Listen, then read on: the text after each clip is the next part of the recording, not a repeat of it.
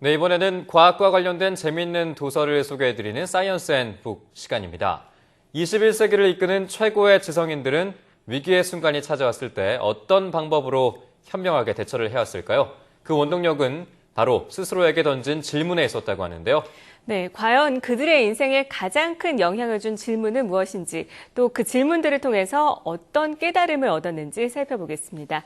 네, 최고의 석학들은 어떤 질문을 할까를 기획하신 허병민 작가 스튜디오에 자리하셨습니다. 안녕하세요. 안녕하세요. 안녕하세요. 네, 이번에 발표하신 책은 전 세계 최고의 그 지성인들이 참여한 프로젝트를 통해서 나왔다고 하는데 네. 어떤 프로젝트인지 소개를 먼저 좀 해주시죠. 일단 이 프로젝트가 기획된 그 제목은 구루 챌린지라는 제목으로 시작이 되었습니다. 네. 말 그대로 세계적인 구루와 석학들에게 어떤 도전장 같은 것을 내민 건데요. 네. 자기 자신한테 그리고 주변의 모든 그 독자들, 사람들에게 그 자신의 인생을 바꾸고 변화시킬 수 있는 한 가지 질문을 한번 던져봐라. 그래서 이제 그렇게 해서 기획돼서 한 1,000명 정도가 이제 제가 참여를 이제 문의를 드렸고, 네. 그 중에서 한 250명 정도가 이제 회신을 줬습니다, 저한테. 그 중에서 다시 이제 엄선을 해서 90명을 이제 최종적으로 책으로 이제 정리를 한 것이 바로 이 책입니다. 네, 뭐 여러 쟁쟁한 세계의 석학들이 참여를 했다고 하셨는데요. 근데 이들이 그의 삶에 큰 영향을 준 질문은 어떤 거고, 또다시 그런 것에 대해서 질문을 던진 것은 어떤 것입니까? 그 어떤 질문을 말씀하시는 네, 거예요? 어떤 질문을 던지던 계기가 네네. 어떤 건지 자세히 소개를 해주시죠. 그러니까 제가 가장 궁금했던 것은, 그러니까 많은 세계적인 석학과 구루들이 받는 질문들이 유형이 거의 비슷하다는 생각이 들었어요. 그래서 굉장히 좀 지겨워하지 않을까. 그동안 자신의 전문 분야에 대해서 물어보고 대답해야 되는 이런 과정들이. 그래서 어느 날 이제 제가 개인적으로 좀 샤워를 하다가 한번 생각을 바꿔봤습니다. 과연 이 사람들이 원하는 질문들이 기존의 자기 자신이 받고 있는 그런 전문적인 분야의 질문들일까 이렇게 생각해 보니까 그건 좀 아닐 것 같다는 생각이 들어서 한번 입장을 바꿔놓고 당신이 사람들에게 혹은 독자들에게 역으로 한번 질문을 던져봐라. 자기 자신의 인생에 도움을 줄 수 있는 질문이 뭐가 될 것인지. 네. 그래서 대부분의 분들이 되게 좀 놀랐죠. 이런 질문을 받을 거라고는 전혀 예상하지 못했기 때문에. 그래서 어떻게 보면 이 사람들에게도 자신에게 하나의 어떤 그 도전 같은 그런 느낌이었을 것 같습니다. 그래서 그 과정에서 좀 굉장히 독특한 질문들을 많이 받았고요.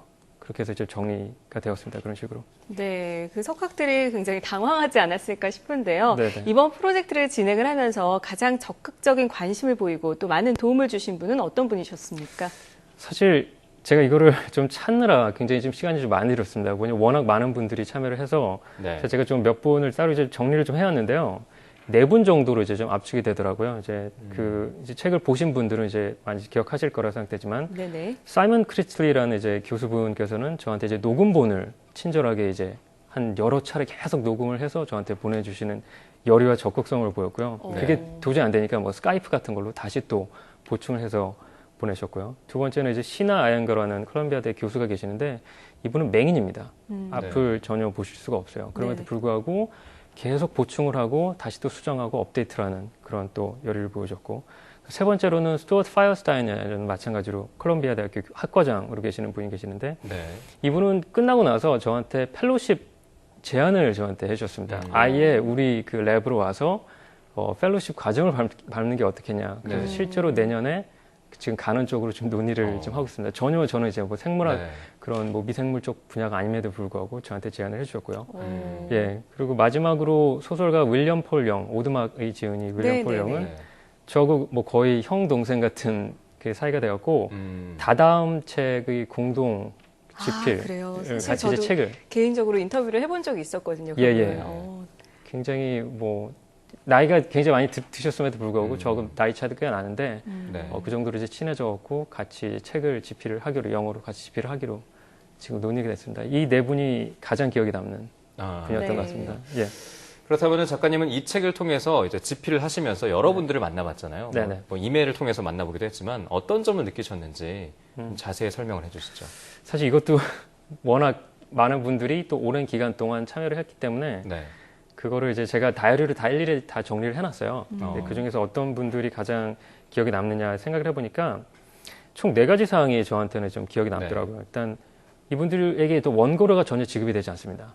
전혀 아무런 그 반대급부가 없음에도 불구하고 굉장히 이제 열심히 참여해 주셨는데 제가 내린 결론은 이분들이 아무리 바빠도 그 프로젝트에서 어떤 의미나 가치를 느낀다면 얼마든지 흔쾌히 참여를 한다는 돈을 뜻이고요. 받지 않아도. 네네, 전혀 받지 않습니다. 네.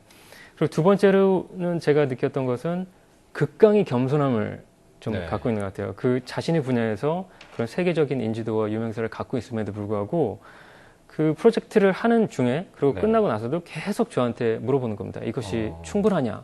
내가 더 보충해 줄 게 없냐? 네. 이거 갖고 과연 될까? 독자들이 과연 만족할까? 이것을 저한테 하루에 한 두세 번씩 계속 저한테 이메일로 보내면서 체크를 하고 그런 어떤 과정을 보여줬고요. 네네. 세 번째로 제가 좀 놀랐던 것은 우리나라하고 조금 약간 좀 다른 차이점이 있다면 마감 중심주가 굉장히 좀 철저하게 몸에 배어 있다는 것. 네. 그래서 분량이 어느 정도냐가 중요한 게 아니라 과연 이게 언제까지 이거를 해줘야 되냐. 그거를 계속 또 지속적으로 확인을 저한테 주셨다는 네네. 것과 그리고 마지막으로 경청하는 그런 자세하고 상대방에 대해서 이제 존중하고 입장을 좀 배려해주는 그런 마인드가 굉장히 몸에 배어 있었습니다. 네. 그 무엇보다 가치를 중요시 여기고 극강의 겸손함을 보였다는 거 네네. 저는 이게 참 인상적인데요. 네네. 이 책에 총 90가지 질문이 나오는데 네네. 아쉽게 이 질문은 정말 아쉬운데 실지 못했다 이런 게 네. 있습니까? 제가 이것도 역시 정리를 좀 해보니까 한 20분 정도가 이제 나오더라고요. 네. 그중에서 제가 5분 정도를 따로 정리를 해왔는데 그 경영석학에 계신 데이브 울리히 씨는 저한테 어떤 질문을 던지냐면 오늘 다른 사람들에게 도움을 줄 수 있는 방법들에는 뭐가 있을까라는 그런 질문을 한번 해보라고 했고요. 두 번째로는 많은 분들이 아시겠지만 미래학자 제롬 글렌이 저한테 질문하셨던 것은 당장 내일 죽는다면 죽을 만큼 후회할 일이 무엇이 있는가? 그거 한번 네. 생각을 해봐라는 질문을 던졌고요. 세 번째로 MIT 교수인 세스 로이드 같은 분은 저한테 오늘 하루 가장 오랜 시간 동안 전자기기를 사용하는 시간이 어느 정도 되냐. 한번 그걸 한번 세봐라. 그렇게 네. 해보셨고요. 네 번째로는 교육학자 수가타 미트라 같은 경우는 저한테 좋아하진 않지만 잘하는 일을 당신은 선택하겠는가? 아니면 잘하진 않지만 좋아하는 일을 직업으로 선택할 것인가? 라는 질문을 해보라고 하고요.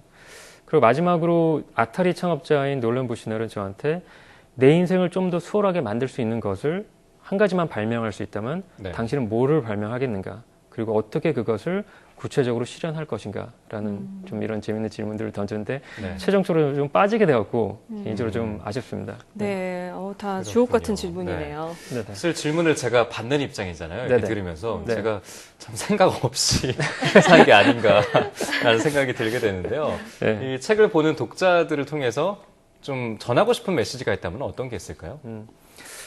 그 많은 분들이 이 책을 현재 지금 자기개발서로 알고 있는데 사실 원래 기획했던 것은 좀 인문학서, 인문서로 좀 원래는 기획했던 겁니다. 왜냐면은 자기개발서들의 특징이 많은 분들이 좀 염증을 느끼고 있는 측면이 이제 좀 너무 정답을 제시를 하고 이거 해라 저거 해라 하면 이렇게 성공한다는 그런 메시지를 던지는데 오히려 저는 이 책을 통해서 던지고자 했던 것은 질문이라는 어떤 그 문제의식을 통해서 해답 중심의 사고를 가질 수 있게끔 조금이라도 도움이 된다면 좋겠다는 그런 메시지를 좀 담고 싶었습니다. 이 책을 그러니까 통해서. 정답을 찾아가는 길을 좀 네네, 스스로. 알게끔 하는. 예, 예. 네, 그렇군요. 네. 일상 속에서 이렇게 무심코 던진 작은 질문 하나를 통해서 삶의 가치를 발견할 수 있다는 게 참 의미가 있지 않나 이런 생각을 해보게 됐습니다. 네, 네. 지금까지 허병민 작가와 함께 했습니다. 고맙습니다. 네. 감사합니다.